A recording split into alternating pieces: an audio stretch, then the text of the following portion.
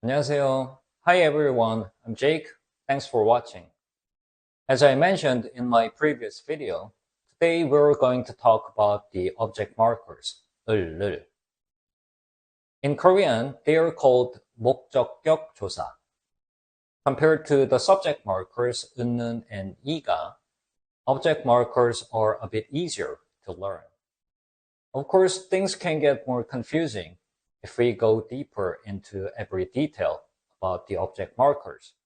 So today, I'll just introduce a few important points you should be aware of when using them. All right, now let's get started. 을 and 를 have the same function.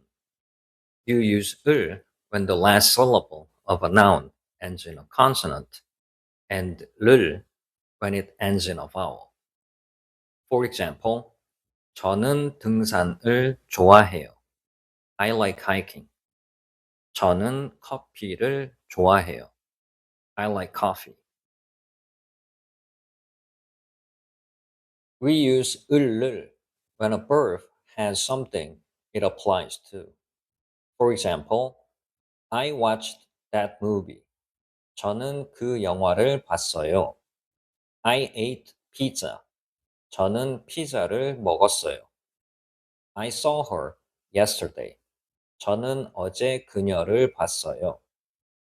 In all of these sentences, there's something the verb applies to, so we use 을.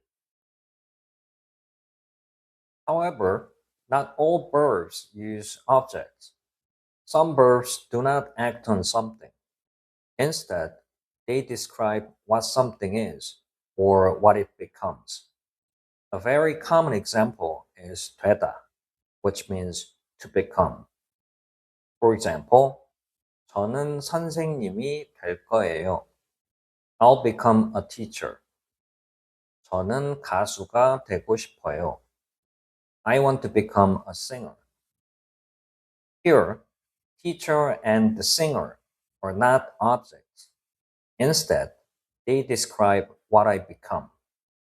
So in this case, we don't use 을. Instead, the noun is marked with 이가.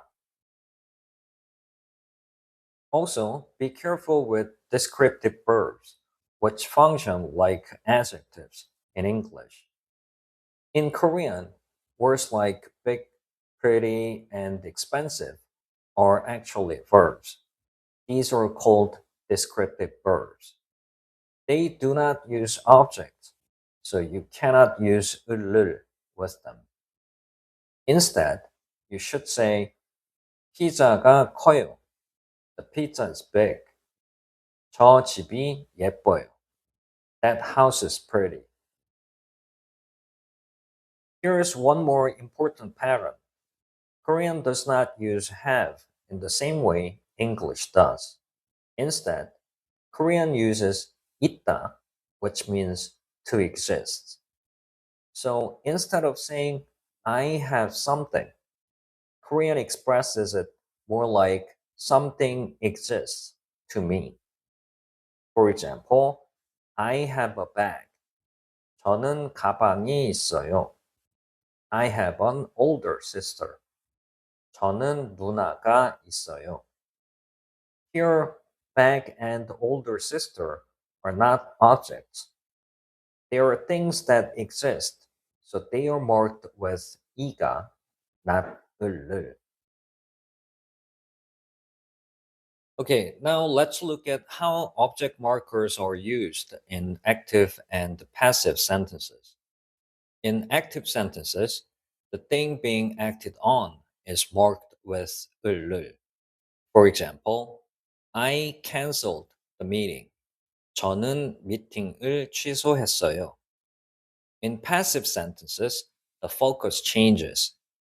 The thing that was acted on becomes the subject of the sentence. For example, the meeting was canceled.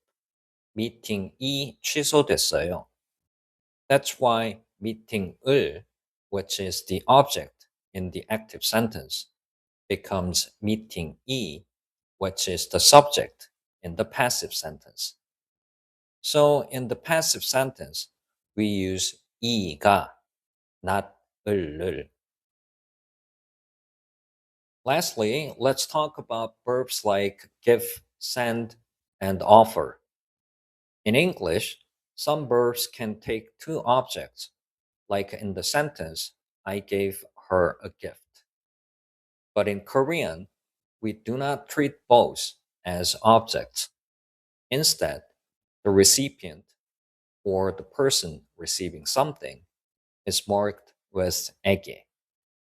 The thing being given is marked with 을을. For example, I'll give her a gift.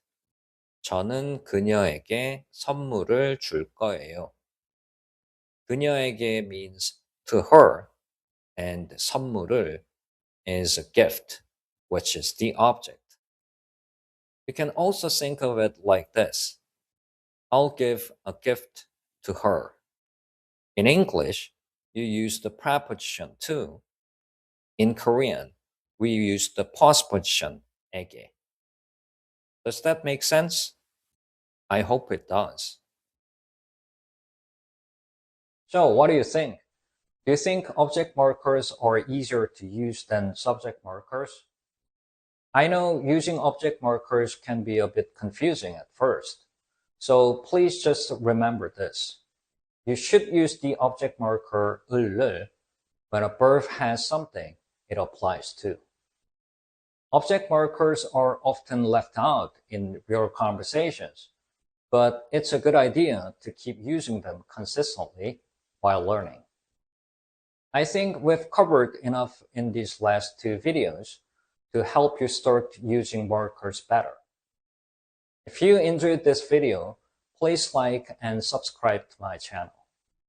Thank you for watching, and I'll see you in my next video. Bye.